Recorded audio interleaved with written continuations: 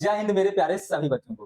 दोस्तों देखो, आज हम लोग टाइप नंबर 10 स्टार्ट करने वाले हैं। Question based on percentage increase decrease in price use and expenditure of item.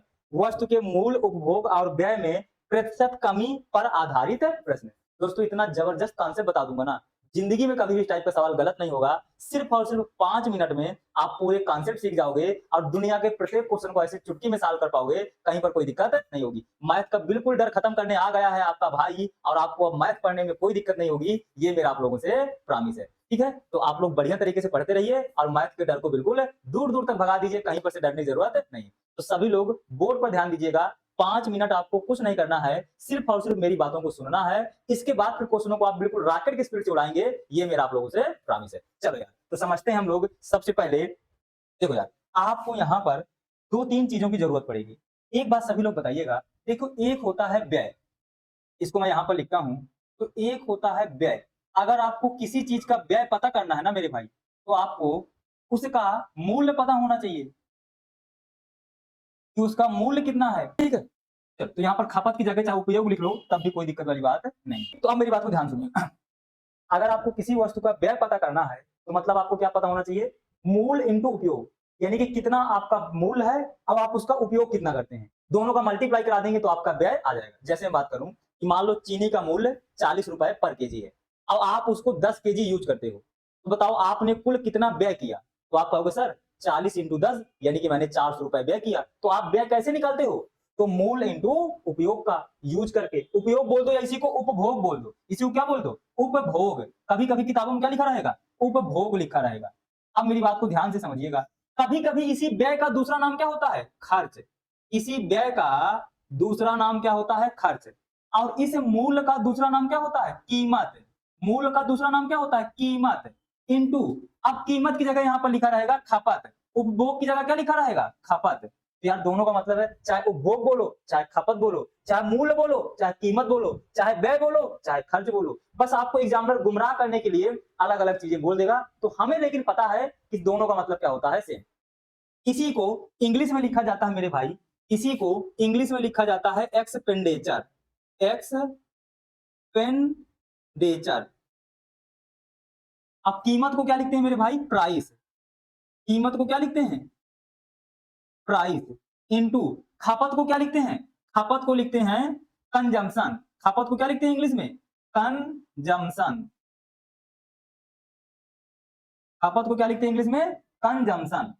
इसी को हम लोग शार्ट में लिख लेंगे, एक्सपेंडिचर को ई लिखेंगे, प्राइस को शार्ट में पी लिखेंगे, कंजम्पशन को शार्ट में सी लिखेंगे।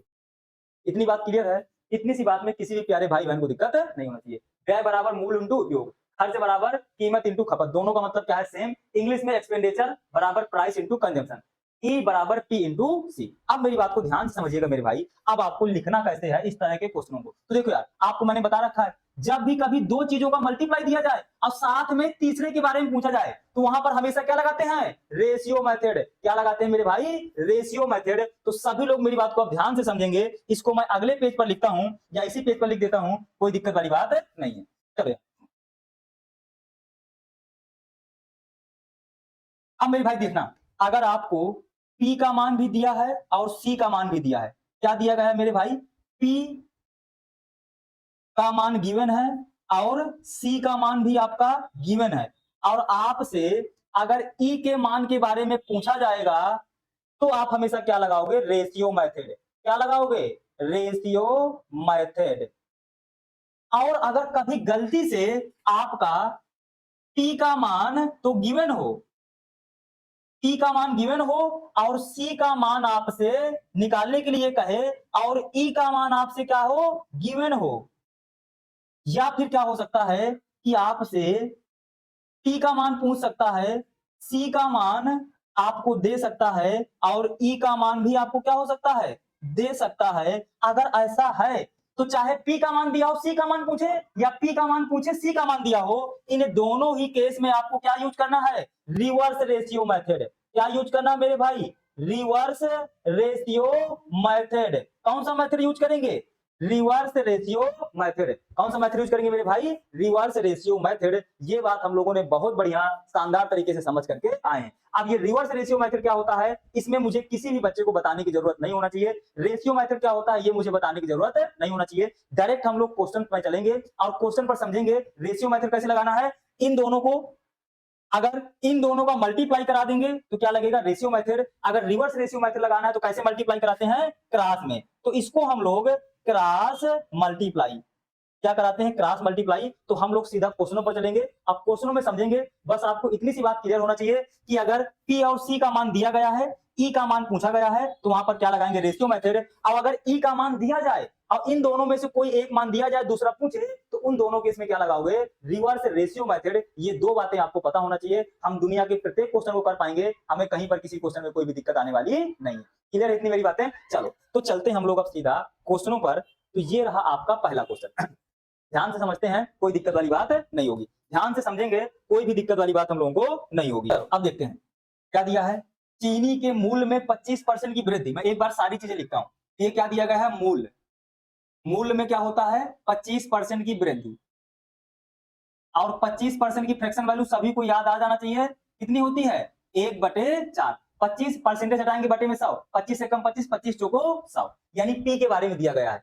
चीनी का व्यय का स्तर वही बनाए रखने के लिए एक व्यक्ति ने अपने उपभोग में 4% की कमी की। उपभोग मतलब क्या होता है? कंजम्पशन। और 4% की कमी की। तो 4% परसेंटेज हटाएंगे तो बटे में क्या आएगा? 100। ये कुछ लिखने की जरूरत नहीं होना चाहिए आपको। तो ये कितना आएगा मेरे भाई? 1/25। तो ये क्या हो जाएगा? माइनस। अब देखो, चीनी पर व्यय में x% की वृद्धि कर ली गई। x का मान पूछा है, यानी आपसे किसके बारे में पूछा गया है? ई के बारे में। अगर आपसे ई के बारे में पूछा जाएगा तो मेरे भाई क्या लगाओगे? Ratio method. क्या लगाओगे? Ratio method. अब समझते हैं। तो यहां पर क्या लिखोगे मेरे भाई? पी लिखोगे, यहां पर सी लिखोगे, और यहां पर क्या लिखोगे? ई के बारे में। यहां पर हमेशा ओल्ड वैल्यू और यहां पर हमेशा न्यू वैल्यू। चलो मेरे भाई सॉल्व कर देते हैं, आंसर आ जाएगा। नीचे वाली वैल्यू हमेशा आपकी ओल्ड वैल्यू होती है। 4 में से 1 जोड़ो, कितना हो जाएगा? 5, यानी न्यू वैल्यू हो जाएगी 5। नीचे वाली वैल्यू हमेशा आपकी ओल्ड वैल्यू होती है। तो सी की ओल्ड वैल्यू 25। माइनस लगा है, कमी की गई है, तो 25 में से 1 कम कर दो, कितना आएगा मेरे भाई? 24 है। तो ये आपकी हो गई न्यू वैल्यू। अब मैंने आपको बताया था, अगर इधर वाली कोई भी संख्या इधर वाले से कट रही है तो उसको काट दो। देखो ये 5 से कटेगा, 5 एकम 5, और ये 5 25। ये 4 से कटेगा, 4 एकम 4, 6 चौको 24। तो 1 इंटू 5 कितना होगा मेरे भाई? 5। 6 इंटू 1 कितना होगा? 6। यानी पहले मेरी कोई चीज 5 थी, अब कितनी हो गई? 6। तो कितने की वृद्धि हुई? 1 की। कितने में? 5 में। 1/5 की डायरेक्ट मुझे परसेंटेज वैल्यू याद होना चाहिए 20%। अगर नहीं याद है तो इसको काट दूंगा। तो 20 पंचे 100, मेरा सीधा सीधा ए पार्ट आंसर आ जाएगा। मुझे कहीं पर कुछ करने की जरूरत नहीं होगी। बिल्कुल आसानी से दुनिया के प्रत्येक क्वेश्चन का आंसर लगा पाएंगे। कहीं पर आपको कोई दिक्कत वाली बात नहीं होगी। बस आपको पता यही रखना है, पी और सी का मान दिया जाए, ई का मान पूछेगा तो रेशियो मेथड। अगर ई का मान दिया है, पी का मान पूछे चाहे सी का मान पूछे, दोनों ही केस में क्या लगाएंगे? Reverse ratio method. दुनिया के प्रत्येक क्वेश्चन का आंसर हम लोग दे पाएंगे, कहीं पर कोई दिक्कत वाली बात नहीं होगी। जैसे अब यार ये बताओ, लिखने की बात है, पेट्रोल की कीमत। कीमत का मतलब क्या होता है? प्राइस। यानी कि प्राइस आपको दिया गया है 28%। परसेंटेज हटाएंगे तो बटे में क्या आएगा? 100। यानी 28/100। 4 से काटेंगे, 7 चौको 28, 25 चौको 100। बढ़ गई है, मतलब क्या हो गया? प्लस। बाद में क्या है? कोई व्यक्ति अपने खर्च को केवल 22% बढ़ाना चाहता है। यानी ये क्या दिया गया है आपका? ई दिया गया है 22%। ये क्या होगा मेरे भाई? 22/100। या एक बार परसेंट लिख लो मेरे भाई, 22%। ये क्या कर रहा है? बढ़ाना चाहता है, तो प्लस होगा।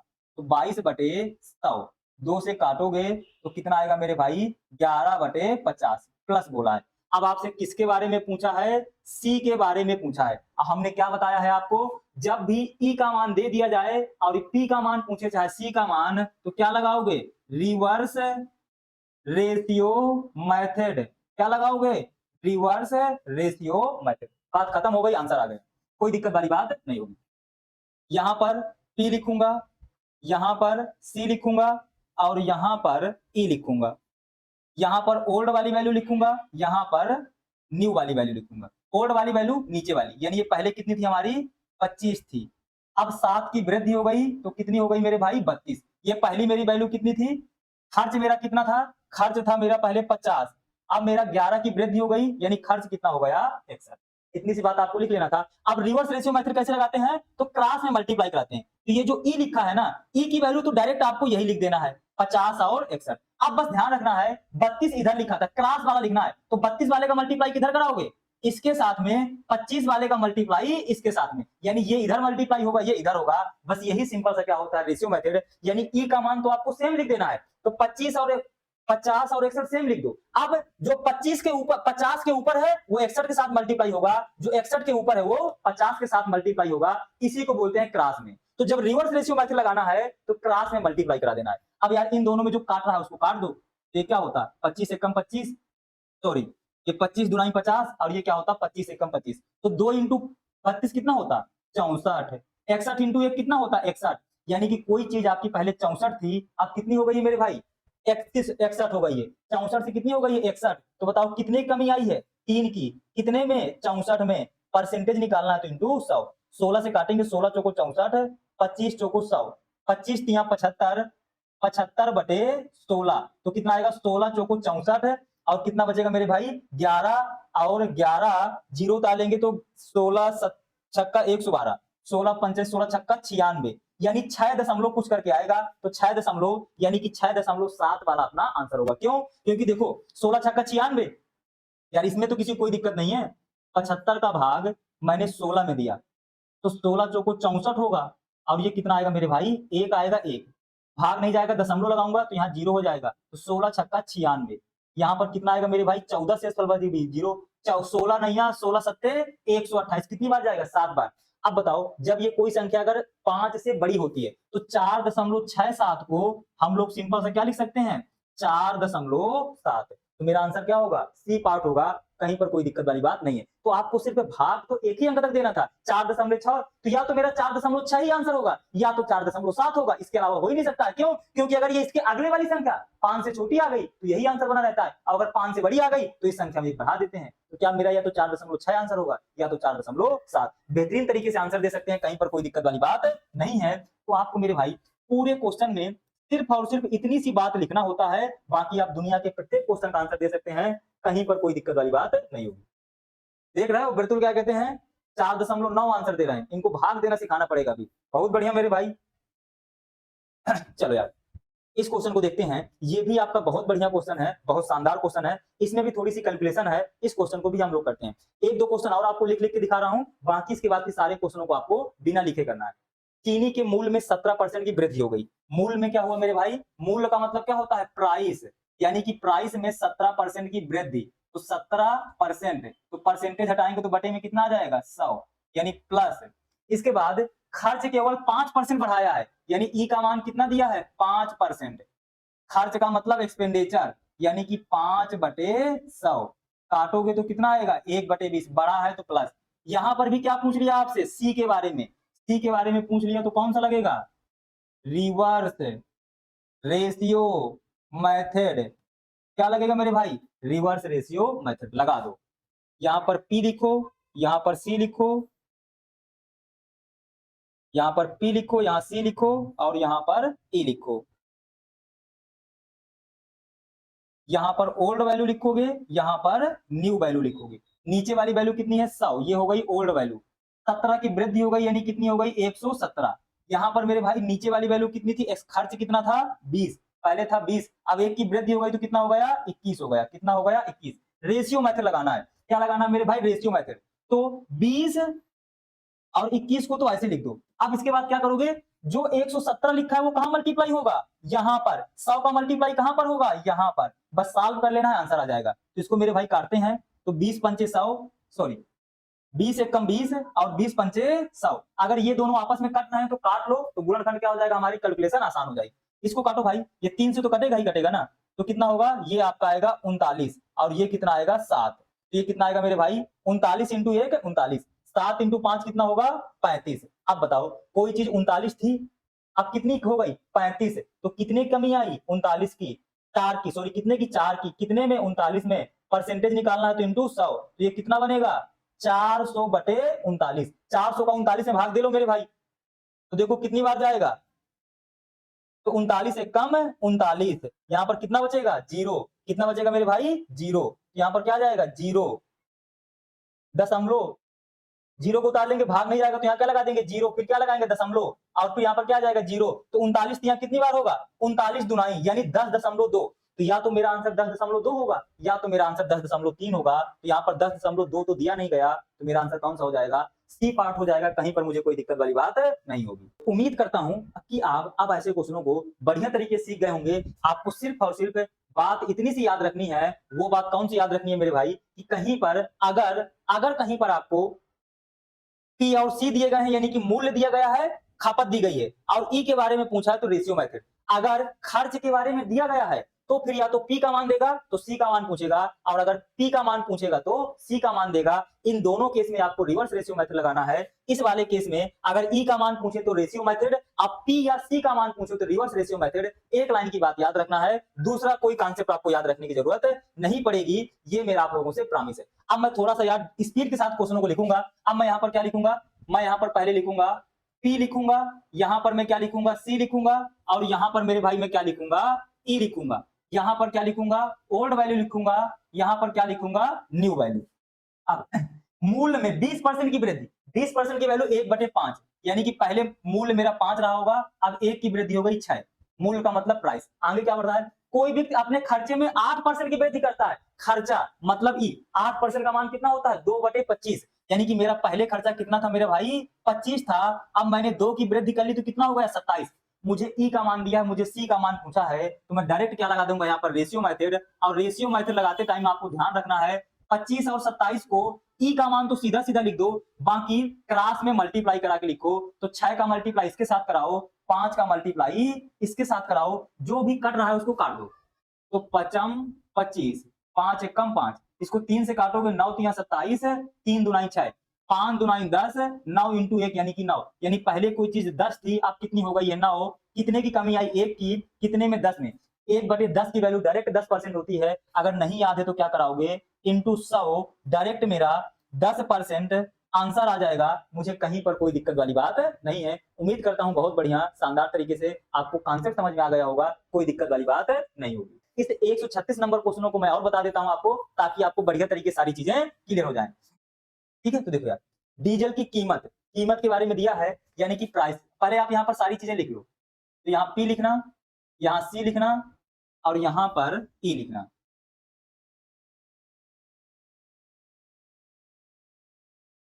तो मैं यहाँ पर सी लिखूंगा, और यहाँ पर मैं ई के बारे में लिखूंगा। यहाँ पर क्या लिखेंगे? ओल्ड वैल्यू के बारे में, यहाँ पर न्यू वैल्यू के बारे में। अब एक बात सभी को पता चलना चाहिए, 16% की वृद्धि, 16% यानी कि 16 बटे क्या होगा? 100। 4 से काटोगे, 4 चौको 16, 25 चौको 100, यानी 16% की वैल्यू आएगी 4/25। 4/25 आएगी। तो यहाँ नीचे वाली वैल्यू क्या होती है? Old value. अब वृद्धि की बात किया है तो ऊपर वैल्यू 25 में जोड़ दो तो कितनी हो जाएगी? 29, यानी न्यू वैल्यू मेरी कितनी हो जाएगी? 29। ये बात सभी को पता चल जाना चाहिए मेरे भाई। 16% तो 16/100, काटोगे 4 से तो 4/25। आगे बढ़ो मेरे भाई। कह रहा है एक व्यक्ति अपने डीजल के व्यय में, व्यय का मतलब एक्सपेंडिचर यानी कि 10% की वृद्धि करता है। 10% की मेरी भाई वैल्यू कितनी होती है? 1/10, यानी कि ओल्ड खर्च कितना था? 10 रुपए का था, 1 की वृद्धि हो गई तो कितना हो गया? 11। अब मुझे आप लोग बताओ मेरे भाई, ई का मान दिया है, पी का मान दिया है, सी का मान पूछा है। अब मैंने कहा है चाहे पी का मान पूछे चाहे सी का, रिवर्स रेशियो मेथड लगाओ। रिवर्स रेशियो मेथड में क्या करते हैं? ये ई की वैल्यू को सेम लिख देते हैं। ई की वैल्यू को क्या करते हैं मेरे भाई? सेम लिख देते हैं। बाकी इन दोनों वैल्यू को क्रॉस में, 25 वाली वैल्यू को इधर लिखेंगे और 29 को इधर लिखेंगे। बस यही मेरा क्या हो जाएगा? आंसर। जो कट रहा है उसको काट दो, तो 5 दुनाई 10 और 5 25, ये 29 दुनाई कितना हो जाएगा? 58, और ये 11 पचे कितना हो जाएगा? 55। यानी मेरे खपत पहले 58 की थी, अब कितने की हो गई? 55 की। तो कितने की कमी आई है? 3 की। कितने में? 58 में। परसेंटेज निकालना तो इंटू 100, इसको 2 से काटूंगा तो ये 29 आएगा, और ये अपना कितना आएगा? 5। यानी कि 30 पंचे 150, और 150 बटे 29, 29 पंचे 145 होता है, यानी 5 दशमलव कुछ करके मेरा आंसर आएगा। अब 5 दशमलव कुछ मेरा सिर्फ और सिर्फ बी पार्ट दिया था, डायरेक्ट मेरा बी पार्ट आंसर हो जाना था। मुझे कहीं पर भी कुछ करने की जरूरत नहीं थी। तो उम्मीद करता हूं मेरे भाई कि आप लोग ये आय, व्यय और खपत वाले क्वेश्चनों को बहुत बढ़िया शानदार तरीके से करना सीख गए होंगे। किसी क्वेश्चन में कहीं पर आपको कोई दिक्कत आने वाली बात नहीं है। तो अगर ये क्लास आप लोगों को पसंद आए तो अपने यार दोस्त और चाहने वालों के साथ ज्यादा से ज्यादा इस क्लास को शेयर करिएगा। बहुत बेहतरीन क्लास है, शानदार क्लास है, आपको मजा आ जाएगी, कहीं पर आपको कुछ करने की जरूरत नहीं होगी। ठीक है, तो जितने भी लोग एप्लीकेशन पर जुड़े हो तो अपने यार दोस्त और चाहने वालों को सभी को रिकमेंड कर दीजिएगा कि आप हमारे एप्लीकेशन के साथ जुड़िए। ज्यादा से ज्यादा लोग, तो जिन बच्चों ने अभी तक तैयारी प्लस का एप्लीकेशन ना डाउनलोड किया हो तो सभी लोग जाइए, क्लास के बाद सभी लोग तैयारी प्लस का एप्लीकेशन डाउनलोड करिए। वहां पर आपका ये एचडी यादव का कंप्लीट बैच चल रहा है, जिसमें बहुत बेहतरीन शानदार तरीके से आपको पूरी कंप्लीट बुक कराऊंगा। इसमें आपको प्राइवेट व्हाट्सएप ग्रुप मिलेगा, जिसमें आपको कोई भी यदि क्वेश्चन नहीं आ रहा या किसी क्वेश्चन में दिक्कत है तो आप इस प्राइवेट व्हाट्सएप ग्रुप में भेजेंगे। एक एक बच्चे की इंडिविजुअल लाइव डाउट क्लास होती है कि अगर बच्चे को कहीं पर कोई दिक्कत है तो डायरेक्ट आप मुझे फोन करेंगे और मैं लाइव क्लास में आपके डाउट क्वेश्चन सॉल्व करता हूं।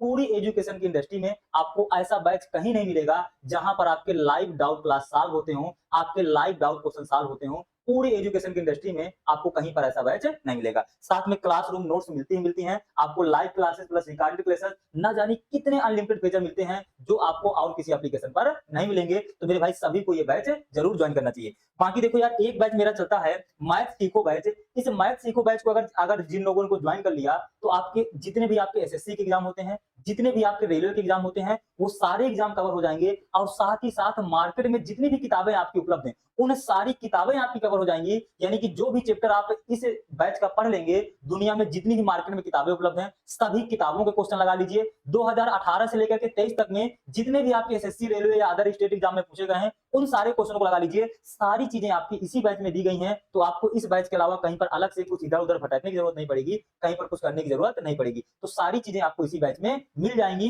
तो आप बहुत बढ़िया शानदार तरीके से सारी चीजें कर सकते हैं। मैथ का बिल्कुल डर खत्म हो जाएगा, अब आपको मैथ में डरने की बिल्कुल भी जरूरत नहीं है। ठीक है मेरे भाई, और बाकी पीडीएफ के लिए आप सभी लोग ये तैयारी प्लस का टेलीग्राम चैनल ज्वाइन कर लीजिएगा, तो क्लास के बाद आपको यहीं पर पीडीएफ मिल जाती है। बाकी किसी प्रकार की कोई समस्या हो तो ये मेरा मोबाइल नंबर है, इस मोबाइल नंबर पर आप कॉल कर लीजिएगा या व्हाट्सएप कर लीजिएगा। बाकी जो बच्चे बांदा या बांदा के आसपास रहते हो तो हमारे ऑफिस का पता है जंगल दफ्तर रोड, मंदिर के सामने, बांदा, उत्तर प्रदेश। तो इस ऑफिस में आ जाइएगा। ऑफलाइन क्लासों के बारे में आप इंक्वायरी कर लीजिएगा, हमारी सारी ऑफलाइन क्लासें यहीं पर चलती हैं। तो ठीक है, तो थैंक यू सो मच सभी को इस क्लास में आने के लिए और वीडियो देखने के लिए। आप लोग अपना ख्याल रखिएगा, अपनों का ख्याल रखिए, अच्छे से पढ़ाई करते रहिए। और अगर ऐसी वीडियो आप चाहते हैं तो वीडियो को लाइक करिएगा, कमेंट करके आप अपना सुझाव जरूर दीजिएगा, आपको और क्या चाहिए और आपको पढ़ाई में कैसे कैसे चाहिए। ठीक है, और चैनल पर पहली बार आए तो चैनल को सब्सक्राइब कर लीजिएगा।